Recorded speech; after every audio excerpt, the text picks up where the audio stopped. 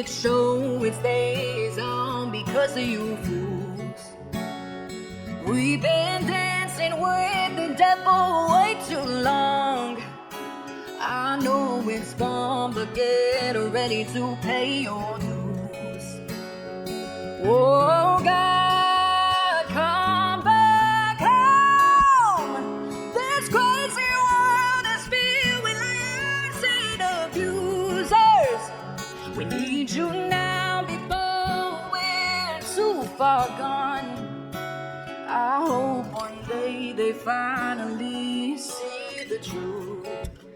God, we need you now. I know the truth is hard to swallow, just digest it. Suspected something's going on, chosen just neglected, deflected by some breaking news. Are we just accepted, expected just to fall in line and follow their perspective? Don't question their objectives, but I got a lot of questions. How these kids molested, but nobody's been arrested. Read it in the Testament, these children are protected. So I'm fighting all these terrorists, both foreign and domestic. Hey folks, welcome to Truth Talk with Steve. Today I've got a gentleman I'm excited to talk to. He's got fascinating background with his family, and he's got a book out there that's, I think, is very important and talks about some great information that I think we just need to, get a lot more educated about things that have taken place in our world. So I want to welcome to the show today, Robert Wolf. How you doing, Robert? I'm well. How are you? Thank you for having me on. I appreciate it. Oh, you bet. It's my pleasure. Thank you for taking the time to do this. Well, give us a little background, your story, kind of how you grew up, and let's get into your story and how you decided that it was time to write a book. I believe it's called Not the Real Enemy. Is that correct? That is correct. The book is called Not a Real Enemy, The True Story of a Hungarian Jewish Man's Fight for Freedom. Here's kind of what it looks like. It only has the one award, but if you look closely in the back, I've got my model copy that this book has actually won 4 awards. And we can talk about that in a minute too, I suppose. Excellent. But I was born in Detroit. I'm actually 61 years old. I was born in Detroit, and I was raised in Michigan up through 12th grade. I was raised in suburban Michigan, a town called Mount Clemens. I went to Mount Clemens High School, public high school. I was one of 3 Jewish people in my high school. The high school is a suburb of Detroit, of course, so it was about 40% African American, and there were only about 3 Jewish people in the whole school. So wow. At that time, though, Macomb County had a pretty thriving Jewish community. The other 2 counties are Wayne County and Oakland County in Detroit. Oakland County had a lot larger Jewish population and a lot more temples and Jewish community centers and such. But my dad's job, his work, took them to Mount Clemens instead, so that we ended up on the east side of Detroit rather than the west side of Detroit. So I was raised in Michigan. My dad was an OBGYN. He delivered 10,000 babies in the Detroit area in his shortened career. That's sort of the punchline. We can work backwards from there, but that's what we call redemption. So my dad was sort of a childhood hero. Starting in 9th grade, I wanted to be a doctor. That's all I wanted to do. Watching him go to his rounds, take me to the hospital with him, take me through the ER, the doctor's lounge, the cafeteria. I watched how he was with his patients. When I was a junior in high school, he let me walk in and observe one of his surgeries. He did a hysterectomy. Oh, wow. I got to watch that. It was kind of cool. You had to go through a lot of hoops. You have patients' consent, of course, and that kind of thing. And it wasn't even really a teaching hospital. But my dad loved his job. He worked hard all his life. He would have worked till the day he died if he could have. Loved doing surgery, loved delivering babies. So all he wanted in his life was to practice medicine, and absolutely loved it. And my mom actually went to medical school too. We can talk about that in a little bit too. She didn't quite finish because they left Hungary before she had a chance to finish medical school, and she never went back. But she also loved medicine. So they were my role models for going to medical school. So after high school, I went to Tufts University. I was fortunate enough to get into Tufts, and 4 years of undergrad there, and then University of Michigan Medical School. Graduated in 1988. Did my internship at Framingham Union Hospital, now called Metro West in suburban Boston. And then I got my residency at Brown University, Rhode Island Hospital in diagnostic radiology. And I did my neuroradiology fellowship at Yale. So now we're about 30 years old. My indentured servantry is finally over. And then I finally get a real job where I find out that you're still an indentured servant because you're on a partnership track. So you're doing a lot more work. It's sort of like The Sopranos, all the money rolls uphill and the beat rolls downhill. So anyway, you do what you do. You love your work. You're actually making a living at 30 years old. And I've been doing it now for over 30 years. I've been in You radiology. specialized in radiology, correct? Neuroradiology is my subspecialty. I've been Wow. part-time since I've been 43, which I've been fortunate enough to do that.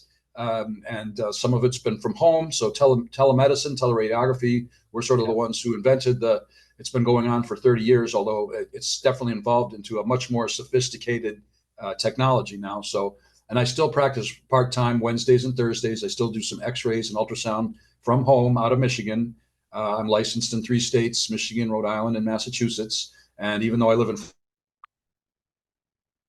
Florida, I'm not licensed here because I'm really not ready to pick up and start practicing here, although there's certainly a lot of demand for radiologists. And I assume doctors in general, the demographics of this country and the aging population and the aging healthy population is going to demand a greater need for healthcare professionals. And that's why we're seeing more nurse practitioners come in and physician assistants, where we get more help to treat patients, but without the cost of having to pay a physician, I suppose. But that's changing too. That's already been on the decline for many years. So anyway, needless to say, so I've been working as a radiologist. I've enjoyed it. I think I picked the right career. Excuse me, I didn't mean to cut you off. When you said, was it 43 when you kind of went part-time? Is that the age? I was 43 when I started going part-time. So when you did that, was it by choice because you had like other interests that you wanted to spend time doing, or not what really was? not at the time. Truthfully, I had a little burnout in radiology. I was making some really pretty good money when I was working in Michigan. I had 11 years, but I had really 2, 3, 4 really good years when I was out in Michigan. I was a full partner. I was doing triple call, weekends, night call, MRI call, basic x-ray call, and everything else that came through, plus interventional call. Now, I'm not an interventional guy, but I had to do the interventional calls. So when you're only doing 50 cases a year rather than hundreds of cases a year, you're a little bit more but fortunately the cases were manageable. I didn't make any major mistakes, thank God. I called some of the partners if I was in trouble or I needed advice or an extra set of hands for things like that. But so I was doing triple call, and it was a lot. The money was good, but the time spent away from my wife and family and the sacrifices I made were truly there.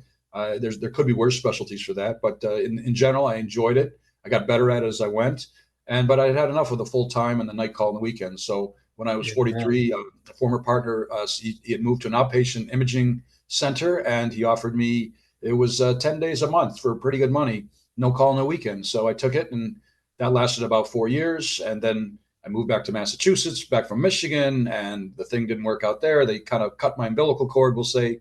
I won't name the place that did that, but it's not always pretty practicing medicine. It's a business, and it's not always pretty either. So I've had my bumps on the road too. So I went back to a real job for a while in Rhode Island, and I worked 5 years part-time, and then some things changed there. And so I moved on to another job for a year or two, again, part-time.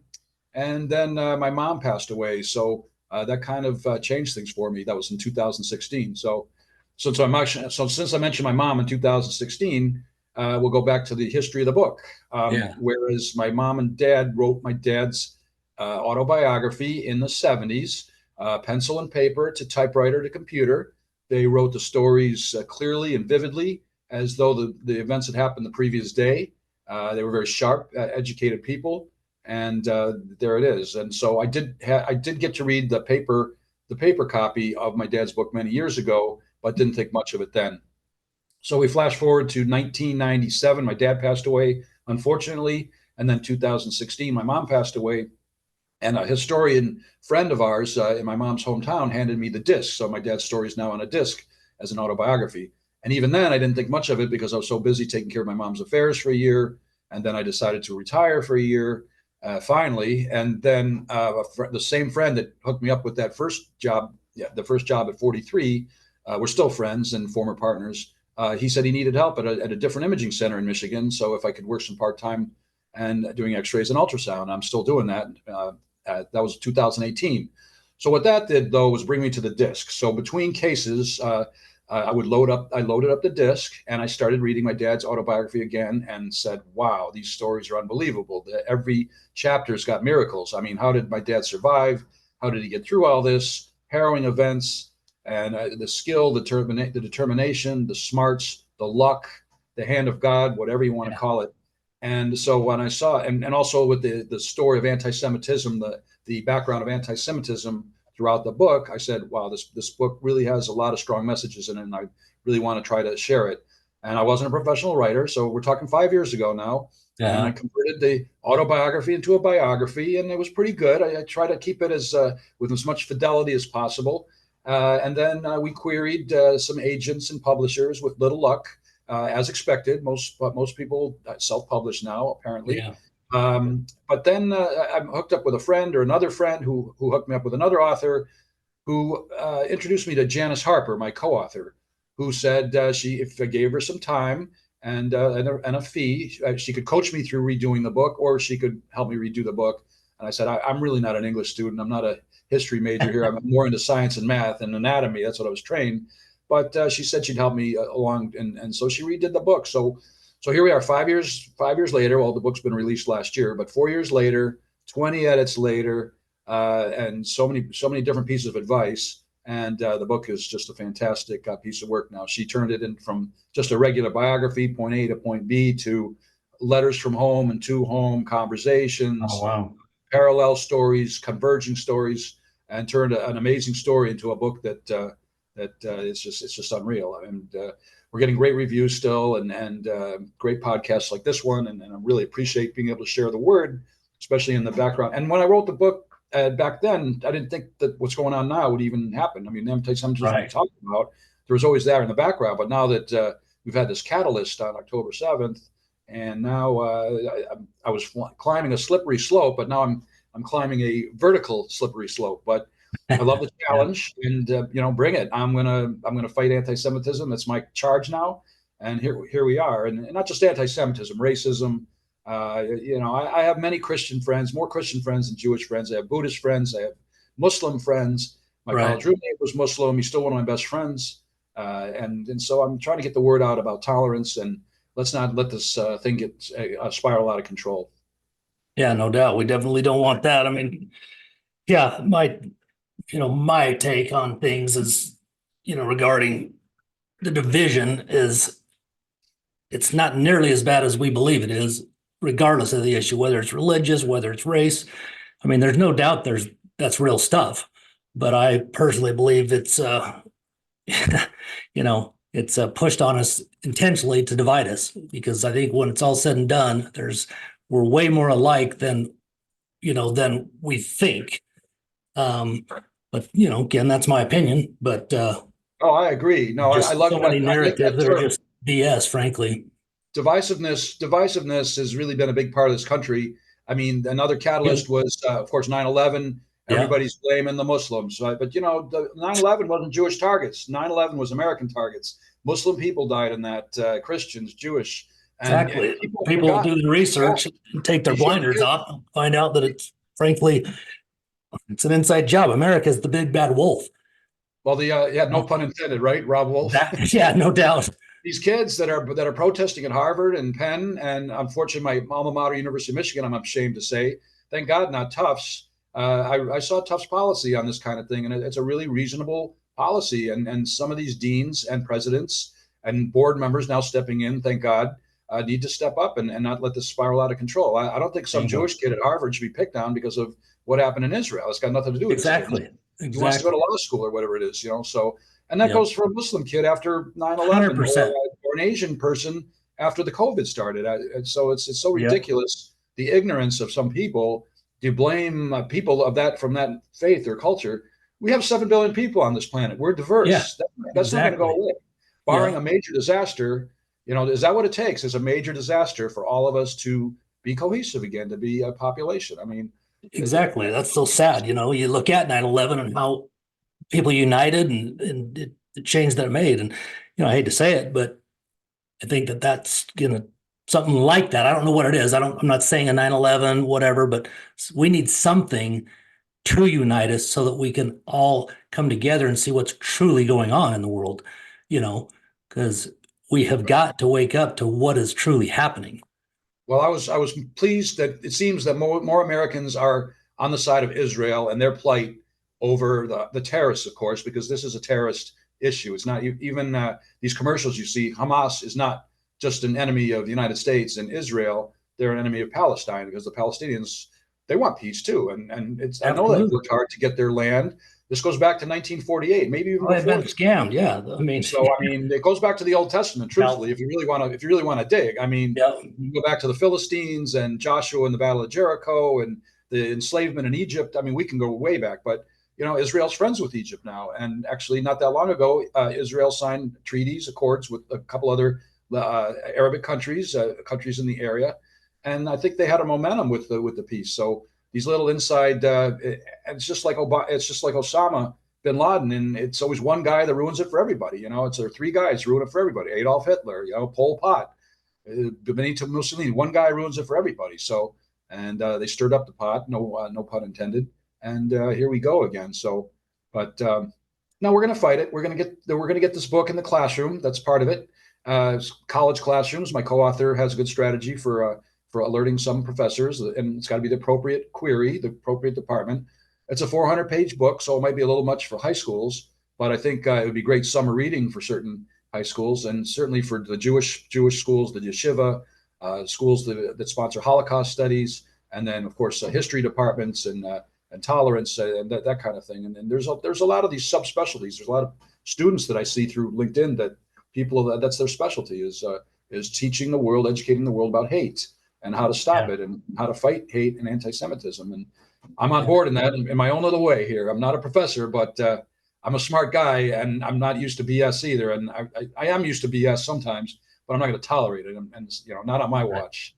Yeah, no doubt. Well, I think that's what we're facing. We've got to wake up to what is the BS so that we know what we're fighting against, because it's a lot bigger animal than we think.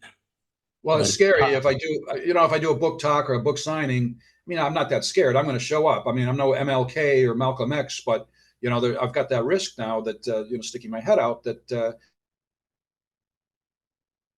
I could have not just Hamas. We've got the white supremacists to deal with, and other, and then not even just it's just there's other people that it's just ignorance. I just wish they would be educated.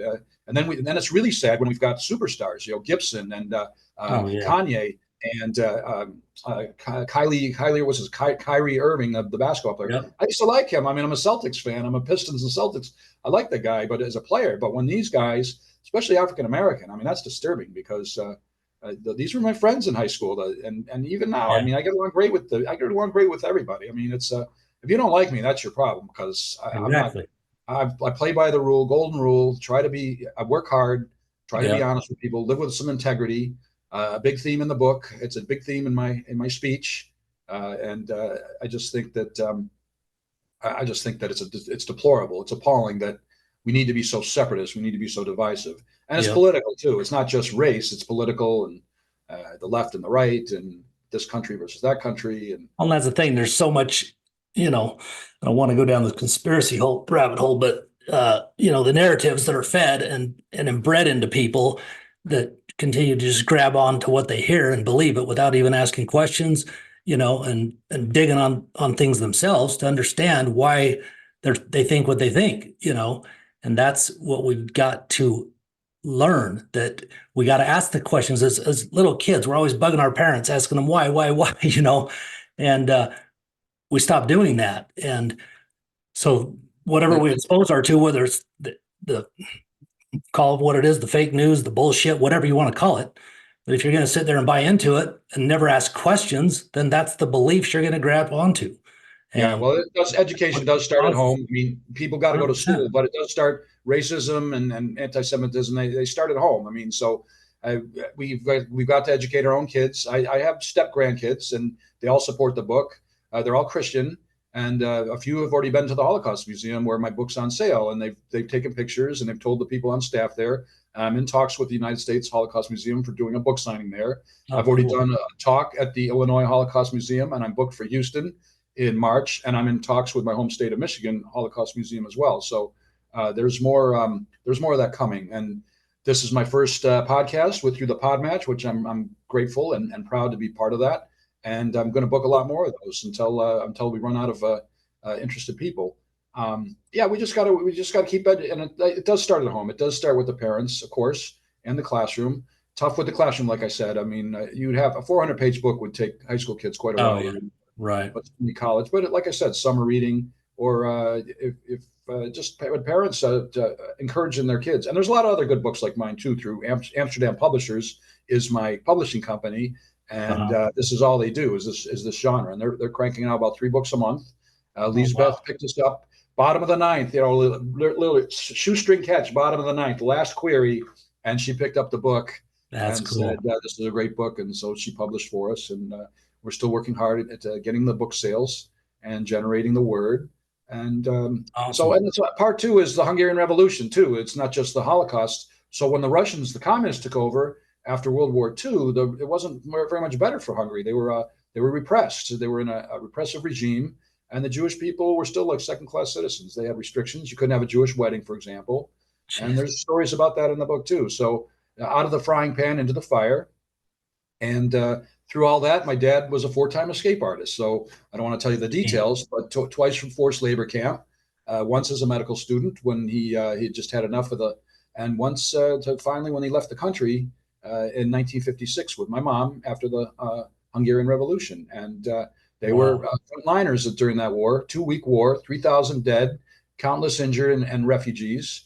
And I thought the war in Ukraine, I call the Hungarian Revolution on steroids because it's ongoing. I mean, there were a lot of comparisons to the two wars early on, but now it's way beyond that because nobody wants to deal with Russia, of course, and the United States has a duty to protect its own citizens too. So we want to help out the people of Ukraine and Israel, but not at the risk of having Americans hurt as well. So it's a fine line. I mean, we're talking about much stronger militaries and I never really thought about Russia being much of an enemy the last 10, 20 years after Brezhnev and Gorbachev and Yeltsin and things started to get, and even with Putin. And then all of a sudden things have changed again. So people wonder, is he deranged?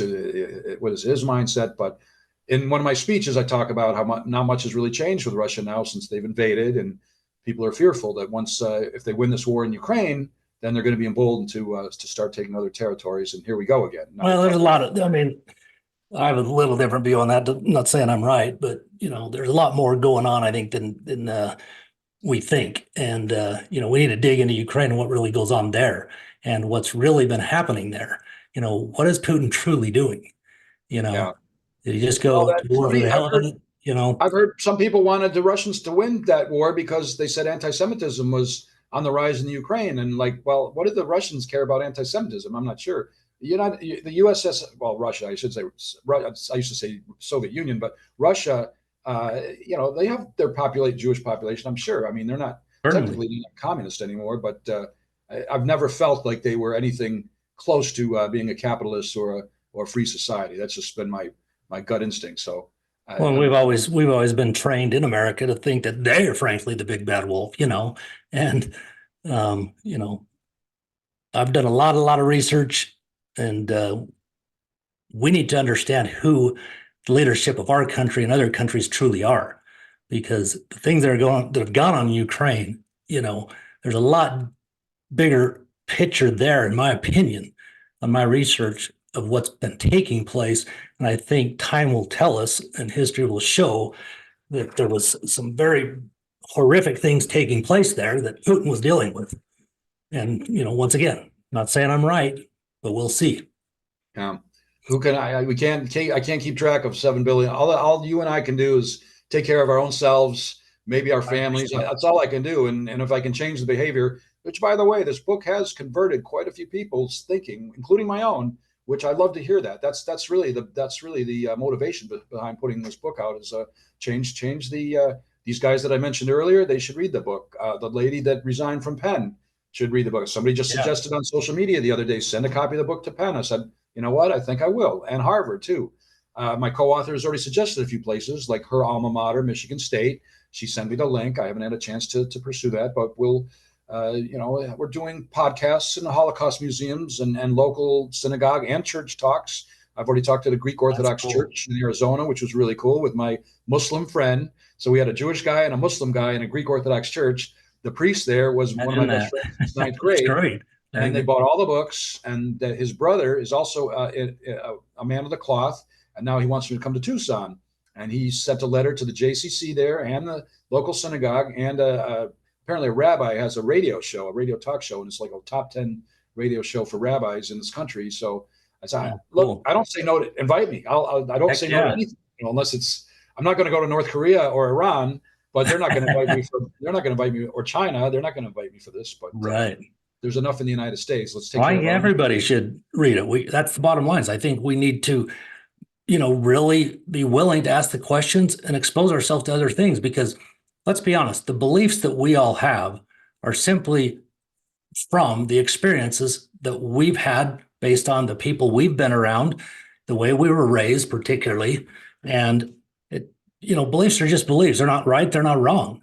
And so I think it's important that we are always doing the research and reading and exposing ourselves to other cultures, other religions, because, I grew up, I've said it many times, I live right here in Utah County, Mormonville. I grew up born into the Mormon church. If you'd have told me anytime before the last 4 years that I would wake up to see what's really happening there, I'd have told you you're out of your mind, But Of course. I finally stopped just living off what I was exposed to that created my beliefs, and also taught me not to challenge them or not to read or look at anything outside of the teachings of the church or its Mormon literature. Well, Yep. once you open your eyes and, because truth is truth. If you have nothing to hide, you hide nothing, right? So why would they care if somebody reads anything that they consider anti? Because if their stuff is truth, there's no fear. They shouldn't have any fear about, losing. No doubt about it. It's So just when you mention, crazy. Are you tired of paying exorbitant monthly fees for your in-home entertainment? Do you wish there was a way to bring quality and affordable entertainment right into your household without a monthly subscription? Well, look no further. Introducing the VC Box, Android TV Stream Box. Since 2020, VC Box has been enriching people's lives all over the world, and now it's coming to North America. Say goodbye to scattered subscriptions and countless apps. We've got all your streaming in one place. This is the best fully loaded Android TV box provider in North America. Our user-friendly interface makes navigation a breeze, and with the voice remote featuring Google Assistant, finding your entertainment has never been easier. The VC Box V2 Pro Android box is the epitome of convenience. Sit back, relax, and enjoy your favorite shows and movies with just a few simple voice commands. And the best part, no monthly subscriptions. That's right, you heard it correctly. Say goodbye to those pesky recurring fees and hello to endless entertainment. Join the VC Box revolution and elevate your entertainment experience. Don't miss out on this amazing opportunity. Visit our website and order your VC Box now. Bring home the VC Box today and bring endless joy and excitement to your household. VC Box, unleash the power of entertainment. So I wanted to mention when we talked about misinformation earlier, and social media plays a big part of that. There was a lot of misinformation with the COVID, probably 911, and of course now. And the irony is I use social media extensively to try to help spread the word, because that's the way. It's a phenomenal vehicle. I mean, that's the tool. Well, most people don't even understand who created Facebook. People do the research on that, and some of the other platforms are all DARPA operations. Yeah, period. no, Which, I mean, X lately has been very controversial, of course, but I'm on X and I've got a lot of followers on X, and I want to stay with it. But I'm really I've got mixed. I definitely am conflicted about what's going on with X, but I'm already established there. I post every day. It's they're phenomenal. I mean, I use them every day. I advertise for leads every day for some of my business, and it's frustrating because I mean, if I had the balls and was true to myself, I'd say screw it and wouldn't do it. I mean, that's just the truth. Well, it's a paradox, but at least you're doing this. Well, at least you're doing this. You're inviting me. We're spreading the word about the book and about how to stop hate, education, of course, tolerance, reach out to your neighbor. Exactly. And like it shouldn't have to come to a disaster, like you said. It shouldn't have to come to a terrorist attack in Israel or a war in Ukraine or 9/11. It shouldn't have to come to that. It should just be. And I don't feel much anti-Semitism here locally because I'm in a 55 and older community down here in Florida. It's very Judeo-Christian. There's a lot of Asians here too, Canadians, a lot of people from the islands, Haiti, Jamaica, South America. It's a really, really diverse group of people. I haven't felt threatened here. I know Florida is a very big and growing state. So obviously with that, you're going to have more homeless, you're going to have more crime. Yeah. We look at California, it's sort of a harbinger maybe for Florida because, but every place has got its problems, but it's specific to anti-Semitism, not so much. But with this catalyst now, with this fire lit, with this attack, then it's changed for the short term. Yeah, let's be honest about, those things, because really war, if we do our research and we're honest and we really follow the money, every war is a banker's war. That's a bottom line, period. And it's 100% about money and power. So, I don't want to get into it on this podcast necessarily, but, we need to do our research. Who created Hamas? How did that happen? They've got the most secure border in the freaking world. You can't even have a mouse cross into Israel without them knowing. And you're telling me Hamas can just float in there, no problem. I mean, they were warned anyway. They knew it was coming, It was a little strange, like 9/11. Yeah, it's intentional. I mean, you can find the proof now on 9/11 very easily. Who was the security behind the buildings that just conveniently was in charge, Yeah, it's a little scary. It's scary sometimes. It's time we face it and admit this shit instead of, having cognitive dissonance and thinking that we couldn't have evil people running our countries, because that's what it comes down to. Well, it's our politics lately have been really fractured here. So I'm not real happy with that too, but I'm not real big into politics itself. So I don't really want to point fingers. Me neither, but there is not a political issue.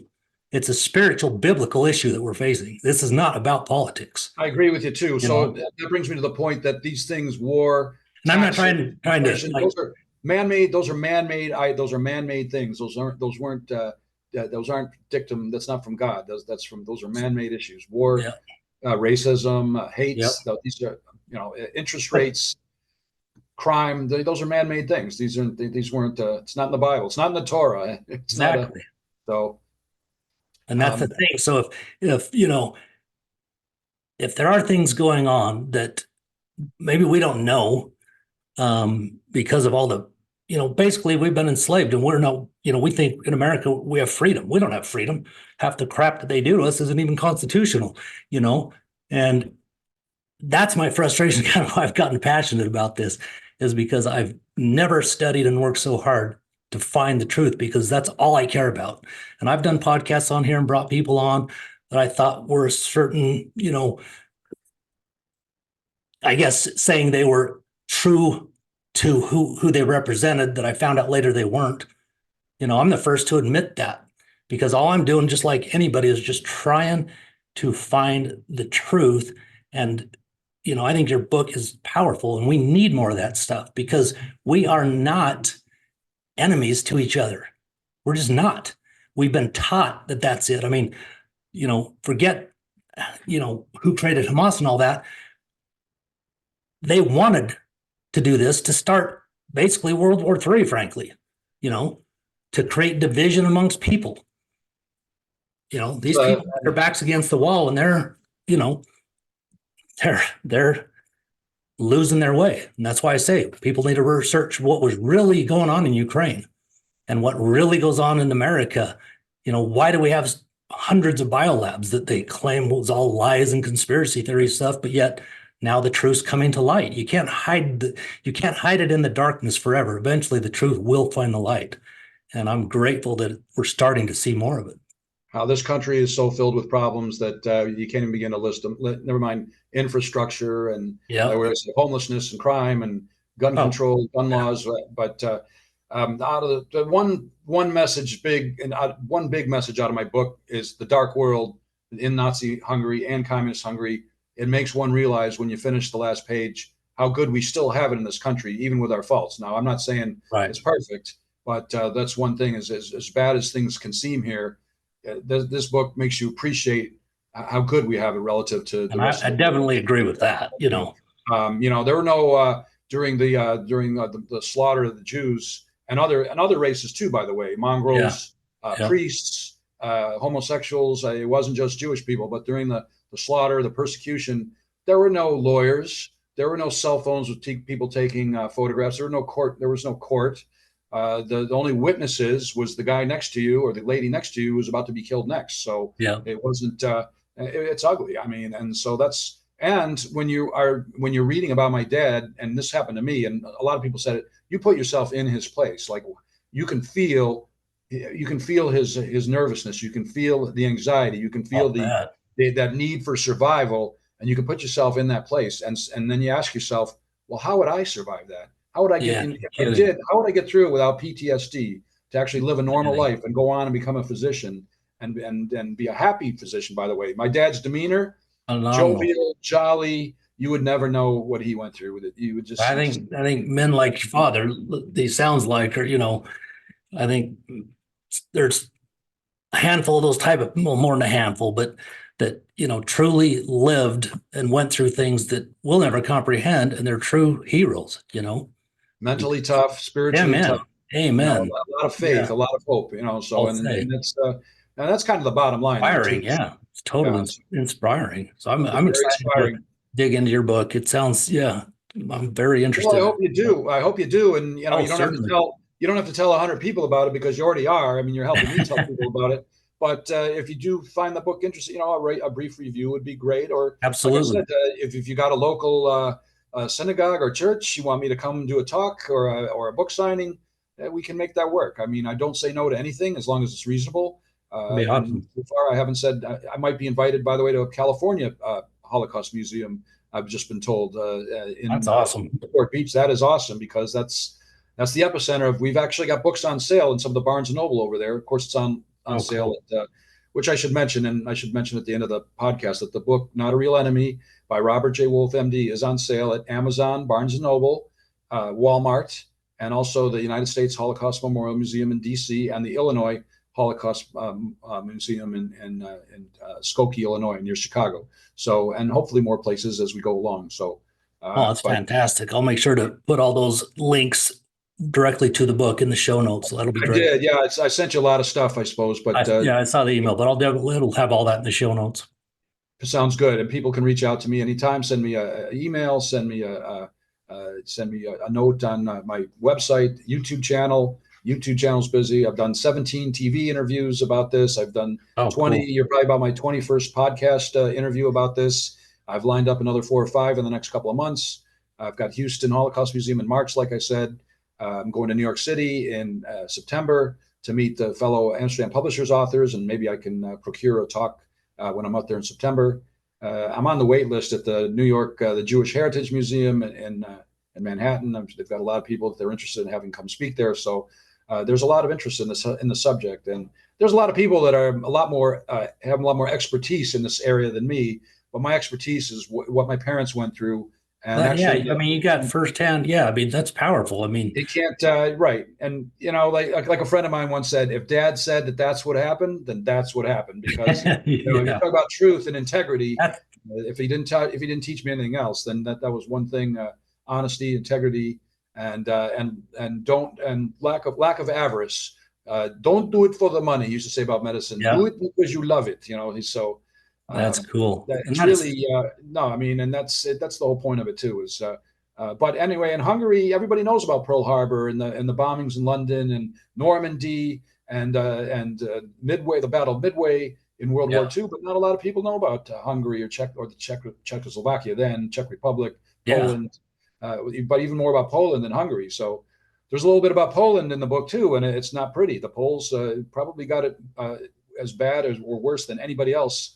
During World War II. So it's just, it wasn't pretty. And I'm learning as I go. I'm trying to teach as I go. I appreciate people like you asking me to share the story, because it's important. And like you said, truth is it's in light. And that's why I think you're so valuable, right now with what's going on. Because like you say, you're speaking from what you saw and learned from your father and mother who lived it and went through it, and firsthand knowledge. And I think I'll take reading and getting myself educated through a book like yours than anything I'm going to get out of the news or TV. Yeah, no, that's no. I mean, we've got the documentation, everything they said. Eyewitness. It might, it didn't always work out. It's not all pretty, that book, and you might have to put it down a couple of times because of the bad stories. But the stories that my dad told, he had eyewitnesses telling him what actually happened. For example, at Auschwitz. So we were lucky enough to survive there. So, and the irony too is that my dad was lucky to be in a forced labor camp because that saved his life. If you were a young man, you were useful. You know, they put you in slave labor with very little shelter and food, but it saved your life. You were working mindlessly, but it kept you strong and it kept you alive. So, and even then it was harrowing. They had death marches, of course. And my dad felt that he was on his way to a death march toward Austria. And he thought with the war coming towards the end, he didn't know if the Russians or if the Germans won or the Russians won. He felt either way he was screwed. So, and he didn't know if this was a death march. He didn't know if he wanted to end up in Hungary or Austria because, like I said, he didn't know who his enemy was. And that goes back to World War One. After World War One, Hungary had no idea. They had Admiral Horthy, a World War One hero, but he was no friend to the Jewish people. And then they had the Arrow Cross, and before that they had the White Terror and the Red Terror. There's so many enemies. You needed a scorecard to keep track of it. You know, you just couldn't. And all these poor people were thinking, how are they going to hurt me? You know, and I don't get up and think that way. I mean, in Florida, it's the bad drivers. I mean, that's the thing I worry about the most, you know? So in New York City, maybe it's the pickpockets or getting mugged or something. I don't know. But back then it was, oh, you're Jewish, you're screwed, you know, pretty much. That was the bottom line. Well, man, this has been powerful. I'm really excited to get into your book and check it out, because I'd be lying if I said I knew much about Hungary and Poland and those things. Like you said, you know, I'm guilty as charged there for sure. So I think it's just one man's story in the midst of 6 million bad stories, but it's more than 6 million. There's collateral damage. It's not just the people that died. There's family, there's descendants, there's friends, you know, there's a destruction of property, destruction of personal lives, PTSD, mental health issues. There's children of Holocaust survivor syndrome, I've been told, back in the day. So I don't know if I have that or not, because truthfully, until the last 5 years, I never really thought twice about it. My mom talked about it just about every day. She didn't have a PTSD, but she liked to educate people. She liked to share the story. She wanted to keep that out in the open. She belonged to ORT. She was president of the local ORT organization, which is a different type of organization. It's a Jewish organ, but she was sisterhood chapter president for a while. Very active in the community, the Jewish community, the medical community. My mom and dad educated not only about history and the Holocaust, but they did the opera and the theater, and they loved music. They dragged me along when they could, when I was interested. I appreciate that culture exposure. So there was more than just food and shelter and water. And they like to travel, and they believed in education in general. So I'm very grateful. I'm lucky that I got to go to med school and a decent college. I appreciate it. Maybe I was a little on the spoiled side, but after realizing what they had gone through, and the thing is, I worked hard. You know, I wasn't. Well, it doesn't matter if you were spoiled. If you turned out the way you turned out, Robert, I mean, it wasn't too bad. You know? Thank you for saying that. I appreciate that. So, I hear what you say. Some days I get up. I got asked in my hometown. I did a great hometown talk at the public library in my hometown. It was well received. They packed the place, 80 people, blah blah blah. And somebody said, "Well, Rob, why are you doing this?" And I just looked at him. I said, I have no idea. I meant it, but I didn't mean it. I just a big sigh, and you know the whole room was laughing because people get it. Because writing a book is not just putting words down and handing it to a publisher and sitting back and collecting royalties. If you're going to write a book. And another lesson is, you know, I started this book I'm 61 now, and I started at 56, 57. It's never too late to pivot. It's never too late to do something different. And if I would encourage people that have a history, that have a story like that, to write it down, whether you're a survivor yourself or a descendant of a survivor or from some other country, some other war. That I would encourage people that if you have some documentation to try to put it into a memoir. And another thing is, if you're bored with your life, you know, if you don't have accountability and you want to blame other people for your problems, or you want to change jobs or pivot, write a play, write a poem, write a book. Go to the opera, go travel somewhere, do something different, do something. Life is short, and don't be stagnant. Don't sit there and complain about what you're doing when you can change your own life. Accountability is a big, it's a big word. It's a big theme too. We got to take accountability for our own actions, and that's a huge one. You know, I learned after obviously a lot of things I went through. You know, you can sit and be a victim and sit in that poor me stance, and you'll continue to get that kind of life. But once you understand that every single thing you have in your life is 100% based on decisions you've made, nobody else, then you take control. Absolutely. Were you in the military by chance? No, I wasn't. Okay. I was born on a military base, though.